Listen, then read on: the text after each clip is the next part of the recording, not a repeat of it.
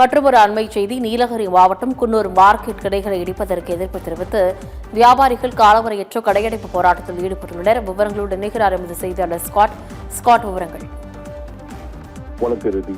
நீலகிரி மாவட்டம் குன்னூர் மார்க்கெட் பகுதியில் 247 கடைகள் உள்ளன. இந்த 247 கடைகளும் அந்த பகுதியில் இடித்து மாற்று இடங்கள் அமைக்கப்பட்டுள்ளது. அதாவது மேல ஒரு 2 கிலோமீட்டர் தள்ளி உழவர் சந்தை என்ற பகுதியில் இந்த இங்க வசிக்கக்கூடிய கடைகளுக்கு மாற்று கடையாக அமைத்து தருவதாக நகராட்சி நிர்வாகம் தெரிவித்துள்ளது.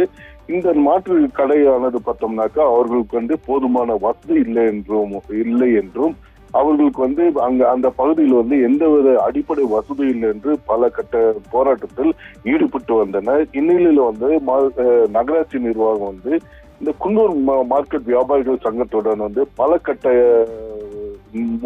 விதத்தில் இவர்கள் பேச்சுவார்த்தை ஈடுபட்டு வந்தனர். இவர்கள் உடனடியாக இந்த கடைகளை காலி செய்ய வேண்டும் என்றும் பல தரப்பில் நோட்டீஸுகளும் வழங்கப்பட்டனர். ஆனால் இந்த கடை வியாபாரிகள் அந்த பகுதியில் வசதி இல்லை என்று மறுப்பு தெரிவித்து வந்தனர். இந்நிலையில பார்த்தோம்னாக்கா கடந்த 2 வாரத்துக்கு முன்பு கடை அடைத்து அவர்கள் அவர்களுடைய போராட்டத்தில் ஈடுபட்டு வந்தனர். மேலும் பார்த்தோம்னாக்கா நகராட்சி ஆணையர் அவர்களிடத்தில் பேச்சுவார்த்தை ஈடுபட்டனர். மேலும் குன்னூர் வியாபாரிகள் அனைவரும் உதகையில் உள்ள மாவட்ட ஆட்சித்தலைவரையும் சந்தித்து அவர்கள் அந்த மாவட்ட ஆட்சித்தலைவருக்கு ஒரு மனுவும் அளிக்கப்பட்டன.